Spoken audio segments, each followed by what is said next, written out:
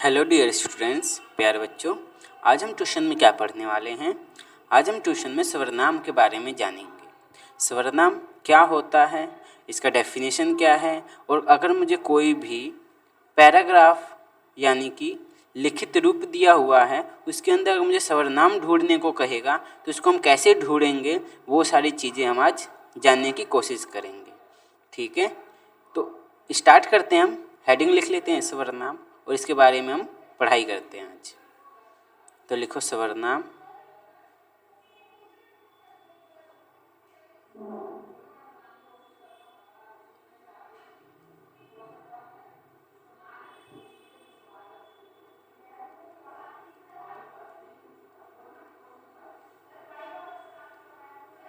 सर्वनाम, ठीक है।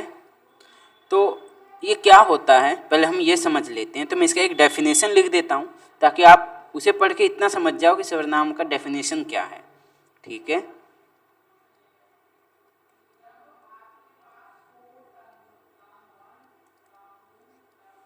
सर्वनाम। तो जो शब्द, लिखो मेरे साथ,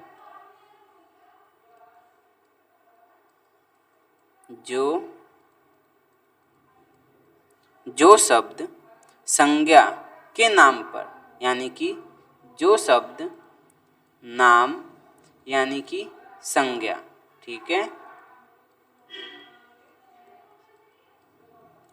संज्ञा की जगह यानी कि संज्ञा की जगह प्रयोग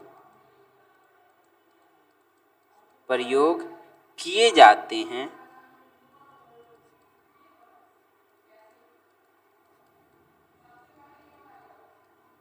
उन्हें सर्वनाम कहते हैं।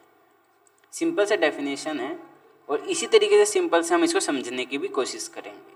तो सर्वनाम क्या होता है? जो शब्द नाम यानी कि संज्ञा की जगह, जो शब्द संज्ञा की जगह प्रयोग किए जाते हैं उन्हें हम सर्वनाम कहते हैं। ठीक है, अभी हम धीरे धीरे समझेंगे। पहले हम ये देखते हैं कि संज्ञा कितने प्रकार के होते हैं, या कि सर्वनाम कितने प्रकार के होते हैं और सर्वनाम के कितने भेद होते हैं। तो सबसे पहले हम लिखते हैं कि सर्वनाम के कितने भेद होते हैं। अगर आपको पता है तो आप बताइए, नहीं तो मैं तो आपको यहाँ लिखवा रहा हूँ। तो लिखो यहाँ पे सर्वनाम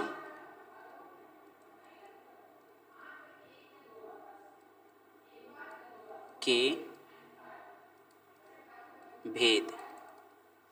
बताओ सर्वनाम के कितने भेद होते हैं? तो हम सिंपल सा कह सकते हैं कि सर्वनाम के 6 भेद होते हैं। सर्वनाम के 6 भेद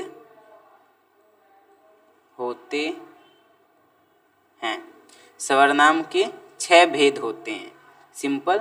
अब हमें ये पता होना चाहिए कि सर्वनाम के 6 भेद होते तो हैं, लेकिन कौन कौन से होते हैं ये याद करना भी बहुत ज़रूरी है। अगर मैंने यहाँ पे कुछ लिखा है और मैं पूछूं क्या ये सर्वनाम के भेद हैं, तो अगर आपको याद होगा तभी तो आप बता पाओगे। तो इन्हें याद रखना भी हमारे लिए बहुत इम्पोर्टेंट हो जाता है। तो मैं यहाँ पे लिखवाता हूँ आपको। पहला लिखो पुरुषवाचक,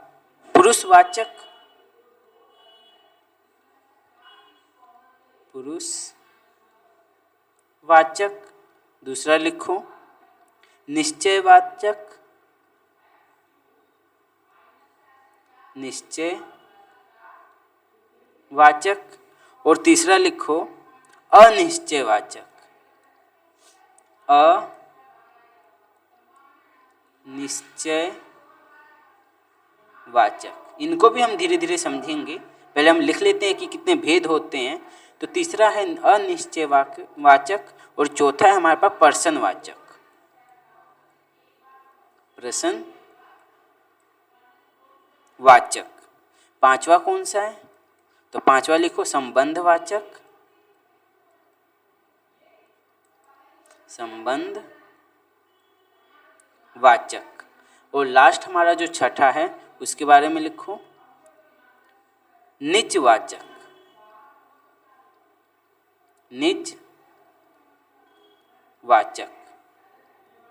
ठीक है, तो ये जो 6 प्रकार के हमारे स्वरनाम के भेद होते हैं, पहला है पुरुषवाचक, दूसरा है निश्चयवाचक, तीसरा है अनिश्चयवाचक, और चौथा है पर्सनवाचक, पांचवा है संबंधवाचक, और छठा जो आखिरी का है वो है निजवाचक।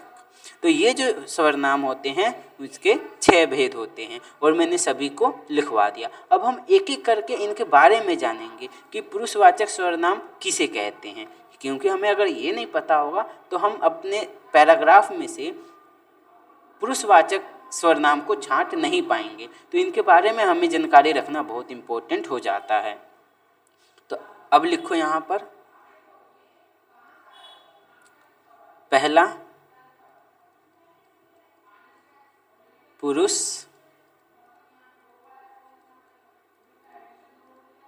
वाचक स्वरनाम।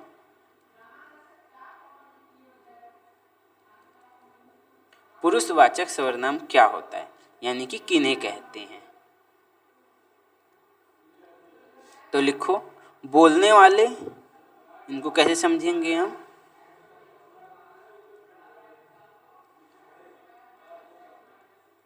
बोलने वाले, कोमा, सुनने वाले, बोलने वाले, सुनने वाले, और जिसके बारे में, लिखो जिसके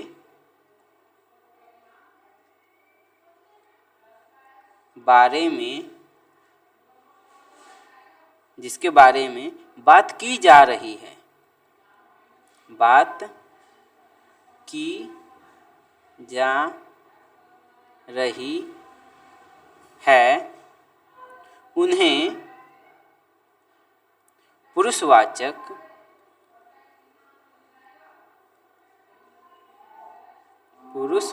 स्वरनाम कहते हैं।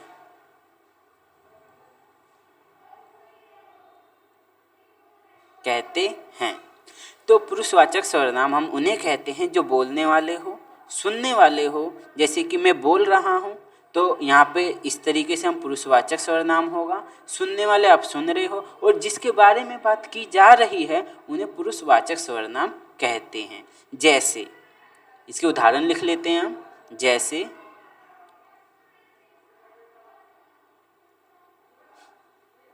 तुम, अभी मैंने कहा जैसे आप अभी सुन रहे हो, तो तुम और वह। ठीक है, तो इस तरीके के जो होते हैं उन्हें हम क्या कहते हैं, पुरुषवाचक सर्वनाम कहते हैं। तो बिल्कुल आसान है, एक एक करके मैं ये लिख देता हूँ कि अगर अन्य उदाहरण हो कि मैं आपको बताऊं कि तुम, वह और कौन कौन से हो सकते हैं जिससे आप पहचान सकते हो, तो वो भी आप लिख लो एक। ठीक है, यहाँ पे मैं लिखवा देता हूँ। तो यहाँ पर हम दूसरे कलर से लिख लेते हैं।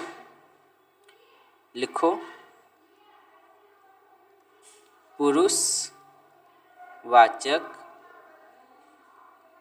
सर्वनाम, पुरुषवाचक सर्वनाम के अन्य उदाहरण। अन्य उदाहरण जो आपको याद होंगे तो आप सभी छांट पाओगे। ठीक है, पुरुषवाचक सर्वनाम के अन्य उदाहरण। तो सबसे पहले लिखो बोलने वाले।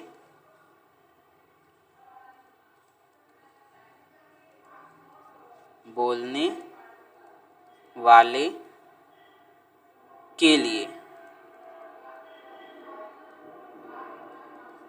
बोलने वाले के लिए क्या होगा, बोलने वाले के लिए। जैसे अब एक एक करके लिखो, मैं हूँ, चाहे हम हो, इनमें से कुछ भी आ जाए, वो कौन से होंगे, पुरुषवाचक सर्वनाम। मैं, हम, मेरा, हमारा, मुझे,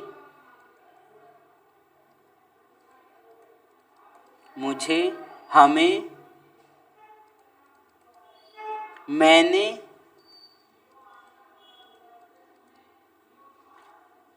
और हमने। लास्ट है हमने। बस इनमें से जो भी आ जाए, मैं, हम, मेरा, तो वो कौन से होंगे सर्वनाम? बोलने वाले के लिए सर्वनाम है। ठीक है, आप समझ पाओगे कि ये पुरुषवाचक सर्वनाम है। और ये कैसे छांटोगे? ये सारे क्या हैं? बोलने वालों के लिए। जैसे मैं आज यहाँ गया, हम वहाँ जाएंगे, मेरा घर पास में है, ये हमारा घर है, मुझे ये खिलौना दे दो। इस तरीके के जो हैं, जिसे आ रहा है मैं, हम, तो ये कौन से हो गए? बोलने वाले के लिए पुरुषवाचक सर्वनाम। अब लिखो अगला। और दूसरा क्या था? सुनने वाले। तो अगला लिखेंगे हम सुनने वालों के लिए। तो एकदम आसान है, लिखो सुनने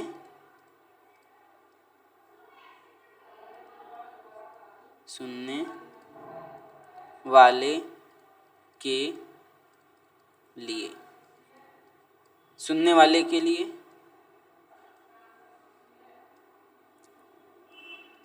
लिखो, जैसे तू, जो नहीं बोलना चाहिए, एक खराब शब्द है, ठीक है ना। जैसे तुम, आप, तेरा, तुम्हारा,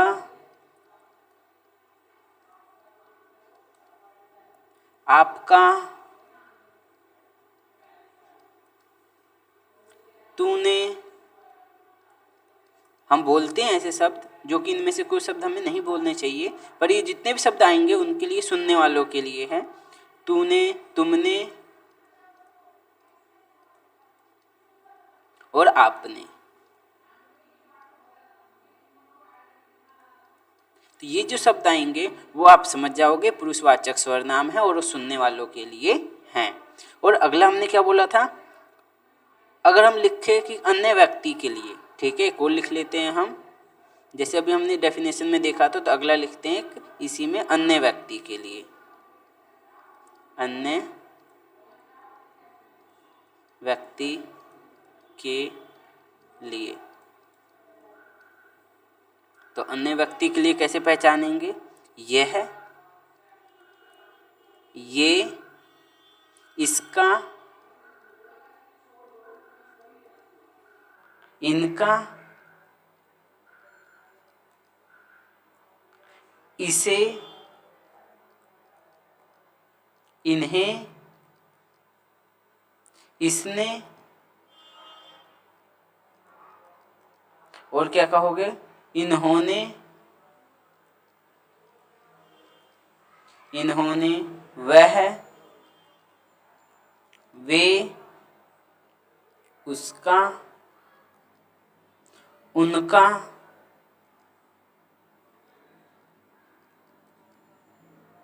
और क्या कह सकते हो? उसे, उन्हें। ये सब आपको याद होने चाहिए, तभी आप पहचान पाओगे। उन्हें, उसने और उन्होंने। इतने ही हैं बस, ताकि आप ये पहचान पाओ कि पुरुषवाचक सर्वनाम क्या होते हैं। मैंने आपको डेफिनेशन लिखवा दिया और इसको कैसे पहचानते हैं इस तरीके को आपको भी लिखवा के बता दिया। तो अगर आप ये सब याद कर लोगे तो आपको बहुत आसान लगेगा ये सारी चीज़ें। अगला हमारा जो सर्वनाम था वो क्या था? निश्चयवाचक। ठीक है, तो निश्चयवाचक सर्वनाम, तो कलर देख लेते हैं, किस कलर से लिख रहे थे हम?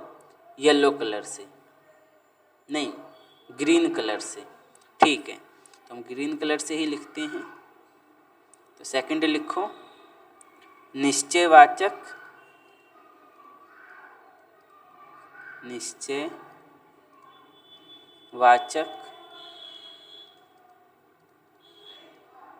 सर्वनाम।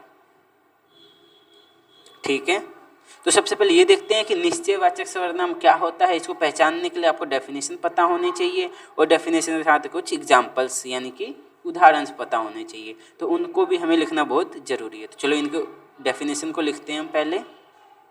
जो शब्द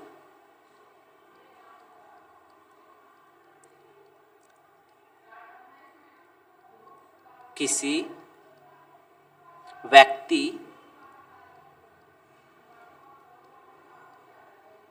या वस्तु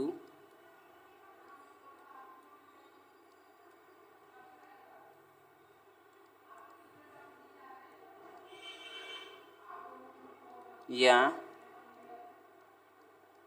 वस्तु के बारे में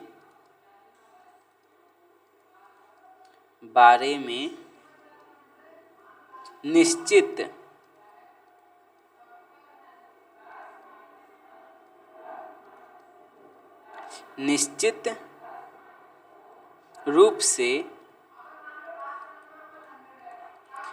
रूप से बताए वे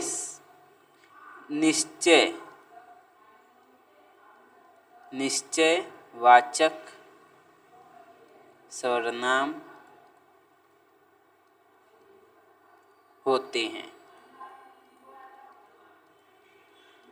ठीक है, जो शब्द किसी व्यक्ति या वस्तु के बारे में निश्चय रूप से बताए, डायरेक्ट पॉइंट इशारा करे कि हम इसी चीज के बारे में बात कर रहे हैं, उसे हम क्या कहते हैं? निश्चयवाचक सर्वनाम। अगर मैं इधर आपके स्क्रीन की तरफ इशारा कर रहा हूं तो मैं आपको सीधा बता रहा हूं कि आप यहाँ पे देखो, निश्चयवाचक शब्द को देखो। तो ये जो शब्द है इसको ही मैं इशारा कर रहा हूँ, तो मैं एकदम क्या कर रहा हूँ, आपको सीधा बता रहा हूँ कि आप इसको देखो। तो आप ऐसे पहचान सकते हो, उसको हम निश्चयवाचक सर्वनाम कहते हैं।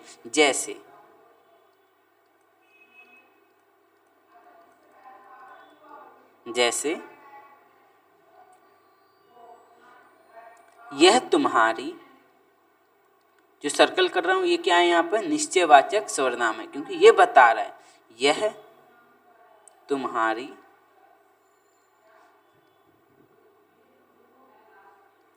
है, ले लो। ठीक है, मैंने कहा यह तुम्हारी है, ले लो, यानी कि यह किताब तुम्हारी है, ले लो। तो यह जो यहाँ पे लिखा है ये एक निश्चयवाचक सर्वनाम है, क्योंकि यह जो है ये बता रहा है कि तुम इस पुस्तक के बारे में बात कर रहे हो। ठीक है, पुस्तक मैंने नहीं लिखा है, लेकिन लिख भी दूं तो भी वही बात है, तो मैंने ऐसे ही लिख दिया कि यह तुम्हारी है, ले लो, यानी ये किताब तुम्हारी है, ले लो। तो यह जो यहाँ पर है वो निश्चयवाचक सर्वनाम होता है। तो इस तरीके से हम समझ सकते हैं कि निश्चयवाचक सर्वनाम क्या होता है। तो बहुत आसान है। अगला सर्वनाम के बारे में जानते हैं। तो अगले सर्वनाम हम क्या लिख रहे थे?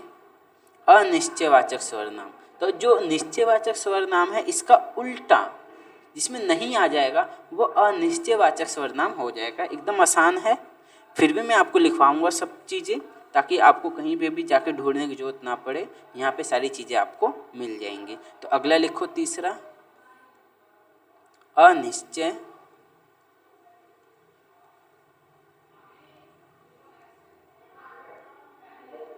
वाचक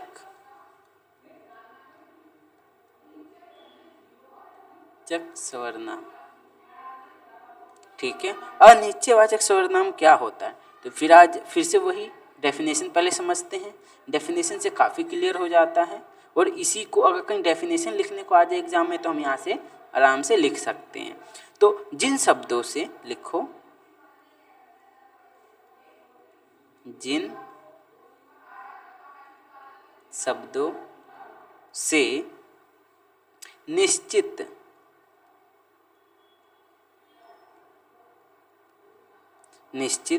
वस्तु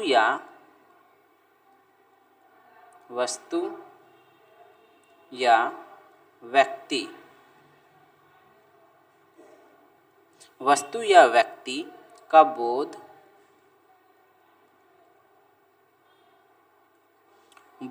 नहीं होता,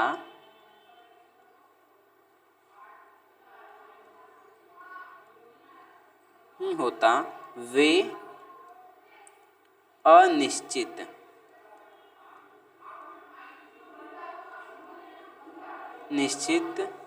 वाचक सर्वनाम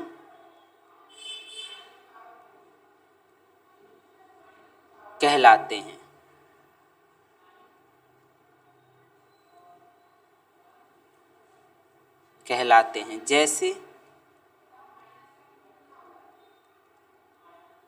जैसे आप उदाहरण देख सकते हो। मैं लिखता हूँ, देखो। ठीक है, देखो, यहाँ पे रुक जाना है, देखो कोई बाहर है, बाहर है। तो यहाँ पर कैसे पहचानेंगे कि हम अनिश्चित वाचक सर्वनाम को कैसे छांटेंगे? तो आप देखो, देखो मैं यहाँ पे पॉइंट कर देता हूँ, देखो कोई बाहर है। तो आपने बोला कि देखो, पर कहाँ देखना है? बाहर, लेकिन किसको देखना है ये पता नहीं चल रहा है। ठीक है, किसको देखना है ये पता नहीं चल रहा है। तुम्हें देखना है, बच्चे को देखना है, घर को देखना है, ये पता नहीं चल रहा है। तो ये अनिश्चयवाचक सर्वनाम है, यानी निश्चय नहीं कर पा रहा है कि किसको देखना है। तो यहाँ पे हमने क्या कहा? कोई बाहर जा रहा है। हम ये नहीं कह रहे रोहन बाहर जा रहा है, सोहन बाहर जा रहा है, हम ये नहीं कह रहे, कोई बाहर जा रहा है। तो यहाँ पे जब हम ये नहीं बता पा रहे हैं कि कोई वस्तु है या व्यक्ति है, इन सब का बोध नहीं होता है, तब हम उसको अनिश्चयवाचक सर्वनाम कहते हैं। तो यहाँ पे अब आप समझ गए हो कि अनिश्चयवाचक सर्वनाम क्या है? कोई है। तो इसको सर्कल कर लेते हैं हम। इस तरीके से हम अपने जो पैराग्राफ हमें मिलेगा, क्या बोलते हैं उसको,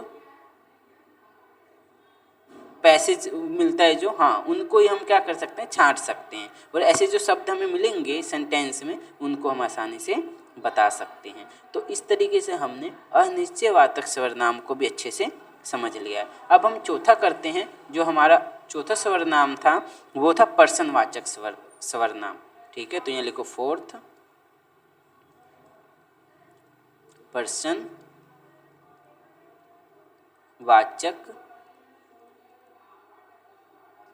सर्वनाम। पर्सनवाचक सर्वनाम क्या होता है? तो लिखो, प्रश्न पूछने के लिए, प्रश्न पूछने के लिए रह गया,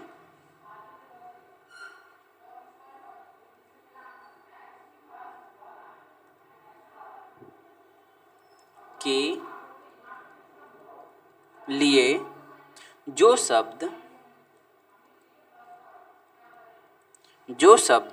प्रयोग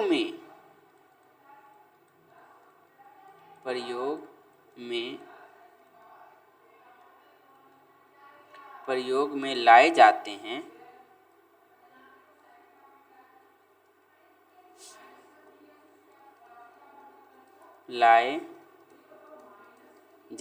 हैं, उन्हीं को यानी कि वे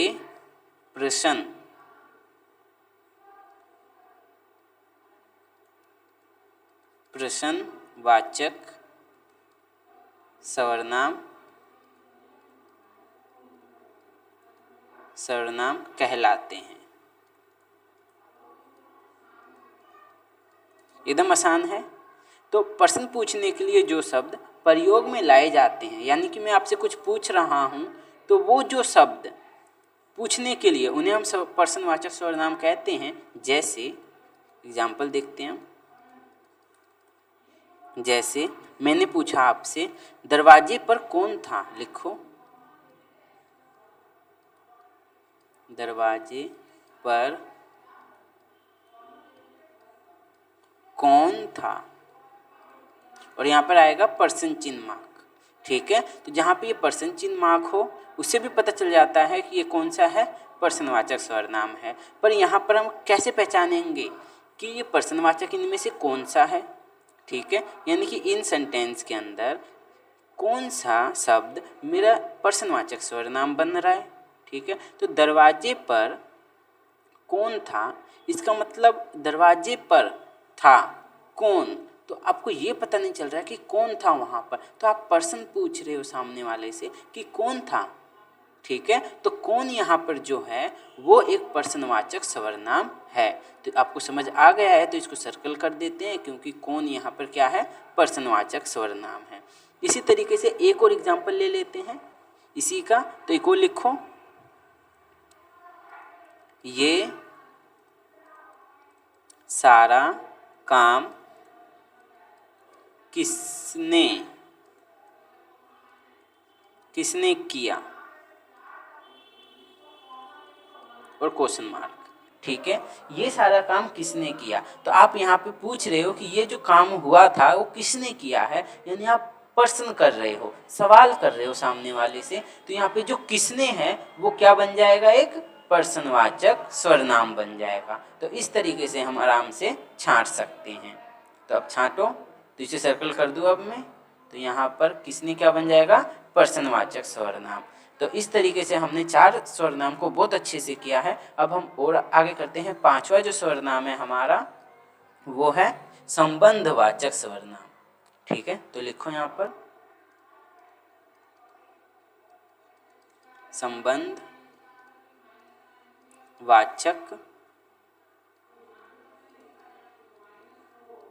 सर्वनाम। संबंधवाचक सर्वनाम क्या होता है, तो इसके बारे में जानते हैं।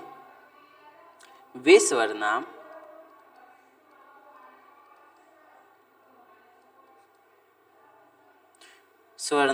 पद जो वाक्य में आने वाले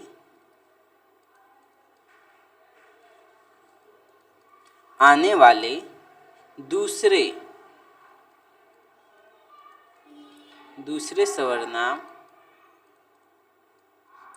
सर्वनाम पदों से संबंधित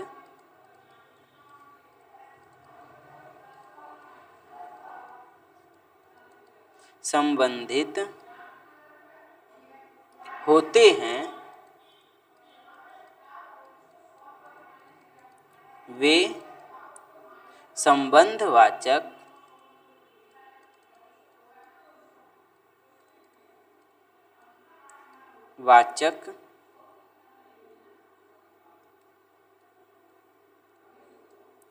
सर्वनाम कहलाते हैं। ठीक है, एकदम आसान है। अब मैं एक एक करके समझाता हूँ आपको। वे सर्वनाम पद, यानी कि जो आप एक यहाँ पर वाक्य देख रहे थे, जो मैंने यहाँ वाक्य लिखा था, ये सारा काम किसने किया, इस तरीके से जो यहाँ पर मिलेगा आपको वाक्य, उस वाक्य में जो एक सर्वनाम पद होगा वो दूसरे सर्वनाम पद से संबंधित होगा, उसको हम क्या बोलते हैं, संबंधवाचक सर्वनाम कहते हैं। कैसे, चलो इसी एग्जाम्पल से समझते हैं हम। तो जो लिखो, जैसे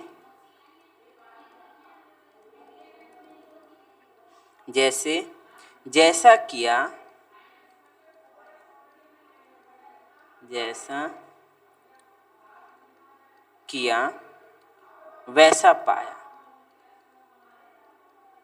वैसा पाया। हमने कहा जैसा किया वैसा पाया। तो यहाँ पर सर्वनाम तो 2 हैं, कौन कौन से, जैसा और एक वैसा। ये दोनों सर्वनाम है। और कौन से सर्वनाम है, संबंधवाचक सर्वनाम, क्योंकि जैसा जो है वो किससे संबंधित है, वैसा से। ठीक है, तो मैं पॉइंट कर देता हूँ इसको। तो जो जैसा है वो वैसा से संबंधित है। तो यहाँ पे जब एक सर्वनाम दूसरे सर्वनाम से संबंधित होता है, उस सर्वनाम को हम संबंधवाचक सर्वनाम कहते हैं। तो यहाँ पे हमारा ये भी सर्वनाम है और ये भी सर्वनाम है, और ये दोनों एक दूसरे से क्या है, संबंधित हैं। तो इसको हम संबंधवाचक सर्वनाम कहते हैं। बिल्कुल आसान है। इस तरीके से आप आराम से इसको याद कर सकते हो कि कहीं पे भी आपको डिफ़िकल्टी नहीं आएगी। अगला हम सर्वनाम पढ़ते हैं, जो हमारा लास्ट है, उसको हम कहते हैं निजवाचक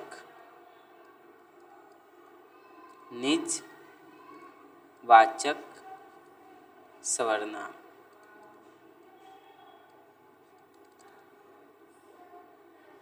निजवाचक सर्वनाम क्या होते हैं, जो सर्वनाम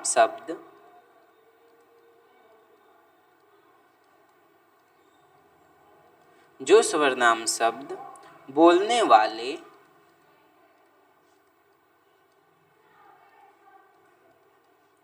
वाले अपने लिए प्रयोग करते हैं।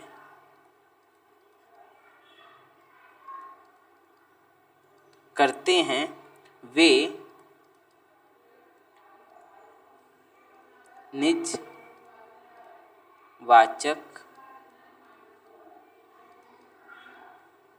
सर्वनाम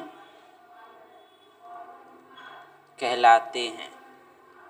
ठीक है, समझते हैं। जो सर्वनाम शब्द बोलने वाले अपने लिए प्रयोग करते हैं, ठीक है, जैसे खुद आना चाहिए यहाँ पर, यानी कि हम अपने बारे में बात कहेंगे, जब भी कुछ शब्द कहेंगे, जब हम अपने बारे में उसमें कह रहे हैं उस शब्द में, तो वो जो शब्द होता है वो निजवाचक सर्वनाम कहलाता है। तो उदाहरण से समझते हैं हम, जैसे लिखो यह काम, सारा भी लिख देते हैं यहाँ पे कि ये सारा काम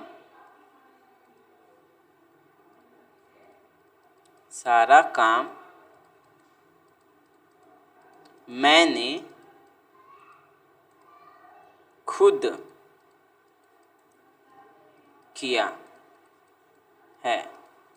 ये सारा काम मैंने खुद किया है। तो हम क्या कहना चाह रहे हैं, हम अपने बारे में कहना चाह रहे हैं कि ये जो काम हुआ है, ये सारा काम किसने किया है, मैंने खुद किया है। तो जहाँ भी स्वयं आ जाए, यानी अपने लिए बोलने की बात आ जाए, अपनी बात आ जाए, तो वहाँ पे वो कौन सा सर्वनाम बन जाता है, जो हम खुद की बात कर रहे हैं, स्वयं की बात कर रहे हैं, तो उसको हम निजवाचक सर्वनाम कहते हैं। तो अब आप समझ जाओगे कि इस जो हमने वाक्य लिखा है, इसके अंदर निजवाचक सर्वनाम क्या है, खुद।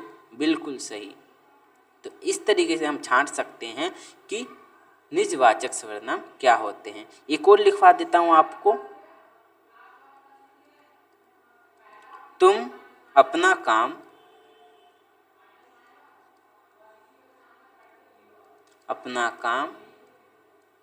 स्वयं करना।